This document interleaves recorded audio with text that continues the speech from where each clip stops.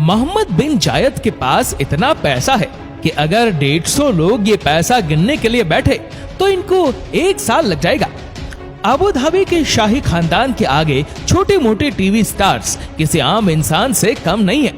उसकी सिर्फ एक ही वजह है और वो है पैसा। दोस्तों, आज आप जानेंगे कि अबू धाबी के शाही खानदान के पास कितना पैसा है।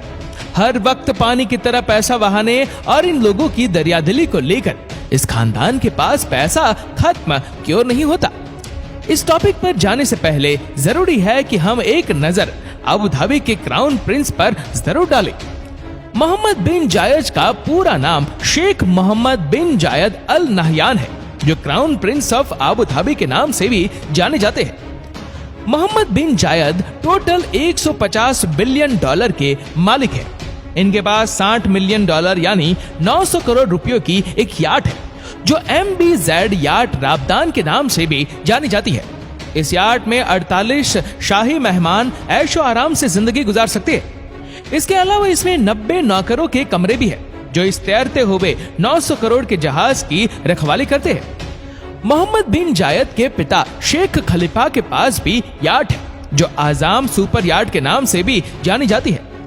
ये याट शेख खलीफा ने $600 मिलियन यानी कि 8,500 करोड़ देकर अपने नाम की। इस याट की खास बात यह है कि ये दुनिया की सबसे लंबी याट मानी जाती है, जिसकी लंबाई 590 फीट है। इस याट पर वह सुकून और आराम पाया जा सकता है, जो शायद किसी बड़े से बड़े 7 स्टार होटल पे भी ना मिलता हो।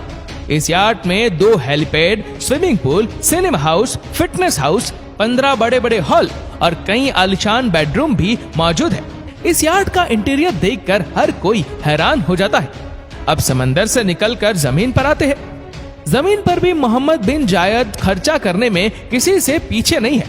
मोहम्मद बिन जायद के पास अपने खुद के 2 प्राइवेट जेट भी है, जिसमें बोइंग 747-A6 और बोइंग 787-A6 है। बोइंग 747-A6 की कीमत लगभग $200 मिलियन है, जबकि बोइंग 787-A6 की कीमत लगभग $286 मिलियन है। मोहम्मद बिन जायद जेट के इतने शौकीन है कि वह खुद भी अपना खुद का जेट चलाते हैं और उसके पास लाइसेंस भी मौजूद है। इसके पास कोई ऐसी गाड़ी नहीं है जो इसने ना छोड़ी हो।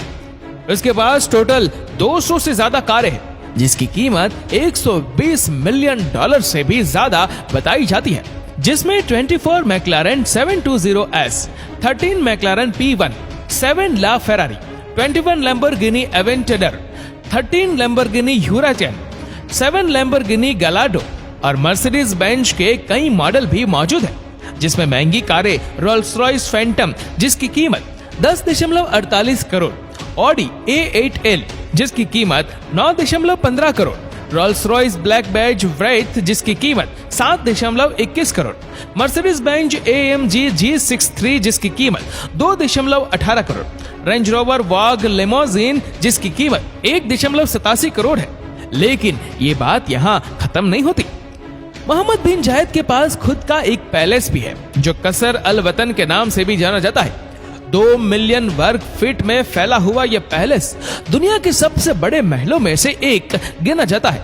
जब आप इसके अंदर जाएंगे तो सबसे पहले आपको गोल्ड ही गोल्ड नजर आएगा। इसके अंदर का इंटीरियर देखकर हर कोई हैरान हो जाता है। इस महल के अंदर दुनिया की तीसरी सबसे बड़ी लाइब्रेरी भी मौजूद है, इसलिए इस महल को हाउस ऑफ नॉलेज भी कहा जाता है। ये तो कुछ भी नहीं, जब भी आप इस महल के रेस्टोरेंट में जाएंगे तो इसमें भी हर चीज सोने से बनी हुई है। इस महल में एक म्यूजियम भी है, जिसमें कई कलाकृतियां भी रखी गई है। रात के समय में इस महल में ऐसी लाइटें लगाई जाती है, जिससे देखकर लोग हैरान हो जाते हैं।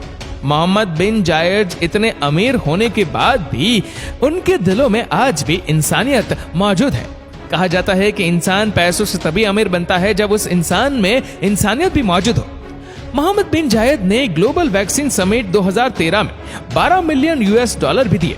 उन्होंने वैश्विक स्वास्थ्य पहलों में मलेरिया से लड़ने के लिए रोल बैक मलेरिया पार्टनरशिप के लिए $30 मिलियन का योगदान दिया।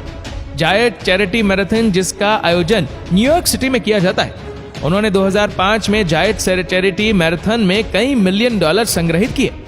ये दौड़ गुर्दे की बीमारियों के बारे में जागरूकता फैलाता है। और इसकी प्राप्तियां यूएस के नेशनल किडनी फाउंडेशन को भेजी जाती है। मोहम्मद बिन जायद ने अपने पिता के सम्मान में इस कार्यक्रम की शुरुआत की थी। उन्होंने रीचिंग लास्ट माइल फंड की शुरुआत करके विश्व स्वास्थ्य में सुधार लाने की दिशा में अपना सहयोग भी दिया। मोहम्मद बिन जायद ने इस फंड के लिए $20 मिलियन खर्च किए। सन 2011 में मोहम्मद बिन जायद तथा बिल गेट्स फाउंडेशन ने अफगानिस्तान और पाकिस्तान के बच्चों के लिए टीकों की खरीदारी तथा प्रतिपादन के निधियन हेतु 50-50 मिलियन देने का वचन दिया। कोवैलेंट टीके एवं न्यूमोकोकल टीके को खरीदने के लिए कुल $100 मिलियन में से 2/3 भाग GAVI एलियंस को दिया गया, जिससे लगभग 5 मिलियन अफगानी बच्चे बीमारियों से प्रतिरक्षित हुए। पैसों का बाकी का हिस्सा वर्ल्ड हेल्थ ऑर्गेनाइजेशन को दिया गया, जिसने इसका उपयोग ऑरल पोलियो टीका खरीदने और अफगानिस्तान एवं पाकिस्तान में लगभग 35 मिलियन बच्चों को बचाने के लिए किया। आपको ये जानकर हैरानी होगी कि मोहम्मद बिन जायद UAE एयर फोर्स एवं एयर डिफेंस में कमांडर के रूप में तथा deputy arm force deputy chief of staff के रूप में कार्यरत भी रह चुके हैं। 2005 में उनकी UAE सैन्य बल के डेप्यूटी सुप्रीम कमांडर के रूप में नियुक्ति हुई और फिर लेफ्टिनेंट जनरल के पद पर उनकी नियुक्ति हुई और अब कई सालों से पूरे अबू धाबी को वही संभाल रहे। मोहम्मद बिन जायद आज किसी लग्जरी लाइफस्टाइल की वजह से नहीं, बल्कि एक फिलांथ्रोपिस्ट के रूप में जाने जाते हैं, इसलिए उसे गॉड ऑफ फिलांथ्रोपिस्ट भी कहा जाता है। मोहम्मद बिन जायद की दरियादिली को लेकर आपकी क्या राय है, नीचे कमेंट करके जरूर बताएगा। और अगर आपको वीडियो अच्छा लगा हो तो इस वीडियो को लाइक करेगा, शेयर करेगा ज्यादा से ज्यादा लोगों तक, और ऐसे ही और भी रोचक जानकारियों के लिए सब्सक्राइब करें हमारे यूट्यूब चैनल को और फेसबुक पर फॉलो करें हमारे पेज को। धन्यवाद।